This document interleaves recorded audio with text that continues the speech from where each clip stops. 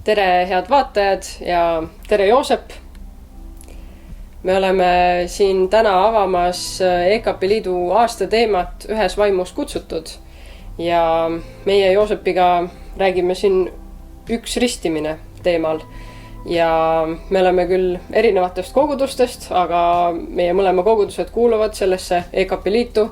Me oleme küll erinevatest põlvkondadest, aga meie ütleme siis teoloogia annab meile päris suure ühisosa ja natukene seda siis avame. Üks ristimine, see on justkui nagu iseenesest mõistetav, et me seda usume ja ometi ma mõtlen kas või enda peale, et tegelikult ma olen 2 korda ristitud. Üks kord siis vee piserdamisega 7-päevaselt Luteri kirikus ja teine kord siis 13-aastaselt vee alla kastmisega. Mida siis sellest arvata? Et ma usun seda, et me kõik ikkagi, kõik kirikud läbi 2000 aasta, nii nagu nad on kujunud, on ikkagi lähtunud Uuest Testamendist ja see mõelnud ühele samale ristimisele, mis ka terves kristlikus kirikus üldiselt on ikkagi nii mõeldud, et see on üks kord ja usutee alguses selline pöördepunkt, kus kohe ametlikult markeeritakse ära see algus.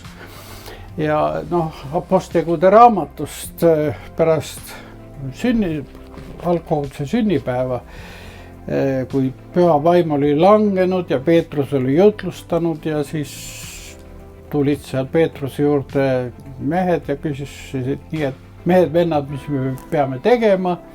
Ja Peetrus ütles neile, kahetsege pattu, igaüks teist lasku ennast ristida Jeesuse Kristuse nime alusel pattude andeks saamiseks ja siis te saate püha vaimu anni.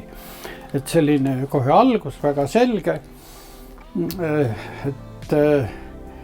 Ja see selgus, et see ongi selline ametlik usuteed alustav talitus või rituaal, see on läbi nende 2000 aasta siis jätkunud. Nüüd, kus need erinevad vormid? Et see oleks pikk ja suur ajalugu siin vaatajatele kõik seda rääkida ja meie aeg seda ka ei võimalda. Aga ütleme see üldkiriklikus, vanakiriklikus praktikas levinud laste või beebide ristimine õieti, et meil on 2. sajandist mõned kirjalikud tunnistused, seda on olnud, aga kuni 4. sajandil ikkagi oli see põhiliselt ikka usus ristimine või usu peale ristimine hästi oluline, nii nagu me nägime siin seda ka selle Apostegude raamatu loos. Aga kui me võtame Markuse evangeeliumi, siis siin on üks kohe lõpus üks selline Jeesuse ütlus ja ta ütles neile, minge kogu maailma ja kuulutage evangeeliumi kõigile loodule, kes usub ja keda ristitakse, see päästetakse, aga kes ei usu, see mõistetakse hukka. Ja see isikliku usu nagu teema, et ennem on ikka usk ja siis on ristimine, see on siin nii selgelt markeeritud ära. Üldkiriklikus praktikas, nii nagu ütelda selle esimese ristimise puhul, mida sa mõtlesid ja ega meie ei taha ju seda tühjaks teha, aga see igatsus Uue Testamendi järgi neid asju reastada ja vormistada, et kõigepealt on Jumala armastus meie vastu, mis jõuab meieni südame kaudu, sõna kaudu, siis me võtame Jeesuse vastu, parandame meelt ja siis on ristimine. Et see Uue Testamendi kord ja järjestus, tegelikult meie koguduste liidus ja ka teistes meile lähedastes liitudes, nagu nelipühilased ja võiks veel mitmeid nimetada, on see niisugune usu ristimise arusaam, mida rõhutatakse ja praktiseeritakse, üsna oluline, aga ma tahaks siiski ütelda, et me ei peaks selle juures ütlema, et kõik senini palutud ja tehtud on täiesti tühine. Ükski palve ja ükski usus tehtud tegu ei ole tühine, vaid Jumal ikka kõigega arvestab, aga ta arvestab ka sellega, et me tahame parimal viisil seda teenida. Jah. Mina olen meie liidu kogudustes kohanud üsna palju, ma ütleks enda põlvkonna inimesi vähemalt, kes lükkavad seda ristimist nagu kogu aeg edasi, et otsus on tehtud, ma tahan Jeesust järgida, kõik nagu selles mõttes neil on võib-olla isegi keegi, kes neid jüngerdab ja selline usuteekond nagu käib, aga ometi nagu seda ristimist nagu lükatakse aasta, 2 ja 3 ja niimoodi see läheb ja mulle endale tundub, et seal on nagu väga suur roll perfektsionismil, et kas siis oodatakse iseendalt, et nüüd vot ma pean olema täiuslik või nii nagu minevikuski mõni kirikuisa on lükanud isegi oma ristimist surmatunnini edasi, et vot siis peseb nagu see vesi patu maha. Või siis on see perfektsionism suunatud nagu kogudusele, et ma ei tea, kas ikka see kogudus on nüüd see, millega ma peaks liituma, äkki on kuskil hoopis mingi teine, ma käin nii siin ja seal ja võib-olla on hoopis mingi 3, mis mulle võib-olla paremini sobiks.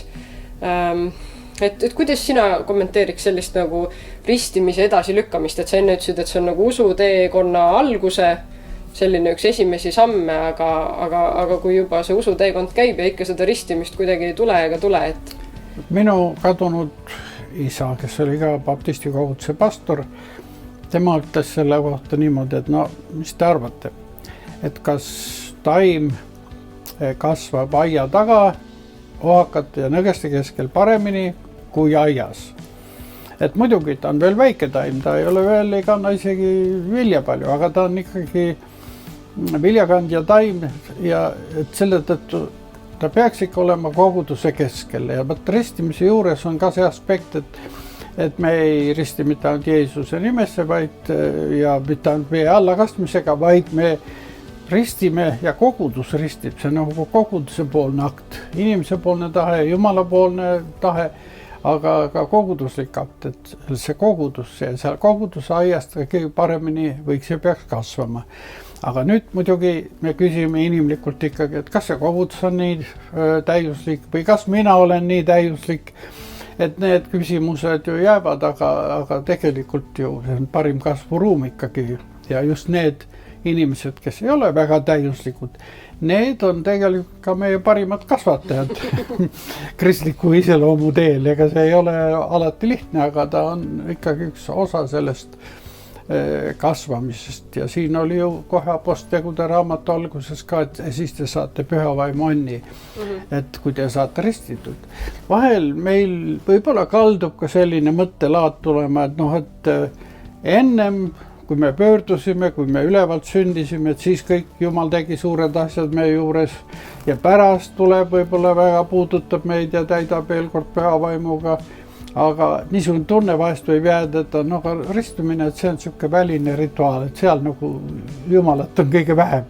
Aga nii ei tohi mõelda, et tegelikult Jumal on igas meie elu arenguetapis ja ka selles talituses väga sügavalt, et see, mida juba apostel Paulus juba kirjutab seal Rooma kirja 6. peatükis, et meid on maetud, see vana Aadam on maetud ära sinna ristimisvette ja et me tõuseme sealt üles tõusmisesse koos Kristusega.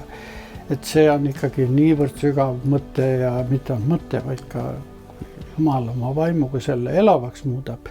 See on üks vägev pöördepunkt ja õnnistus meie elus küll.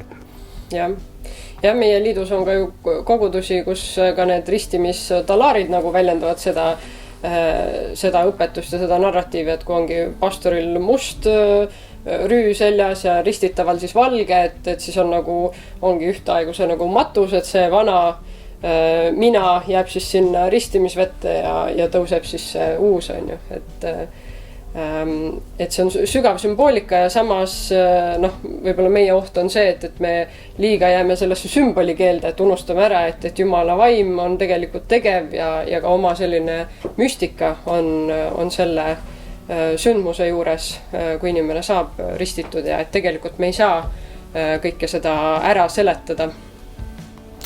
Jah, selles mõttes küll, et on ikka asendamatu algus, see on nagu see stardipakett, millega me läheme usuellu.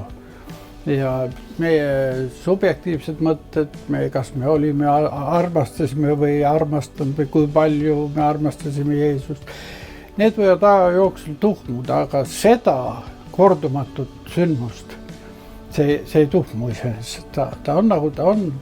See on nii nagu abielumisega, et oli armastus, oli ennem, lähevad aastad edasi, võib-olla ei ole sellisel kujul nii eredad armastuse tunnet, on teistsugused, võib-olla sügavamad tunded, aga see, et me seisime altari ees ja andsime oma tõotuse, nii nagu ristimiseski, see on kordumatu.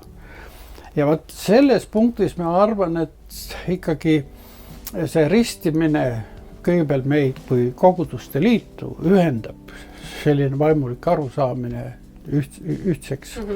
Aga üle nende piiridega, nagu algasime ka vormiliste erinevuste teistes kirikutes, me tegelikult seda ühist on ikkagi meil rohkem kui seda, mis meid lahutab väliselt või mille üle me diskuteerime. Ja see on nagu minu tunnetus sellest. Nii et me kõik nagu sihime seda ühte ristimist, mille jaoks Kristus on meile ka korralduse andnud ja kuigi saame asjadest erinevalt aru, nagu ka paljude teiste teemade puhul, siis ikkagi siht on see sama ja seda siis võikski tähendada ka see fraas üks ristimine.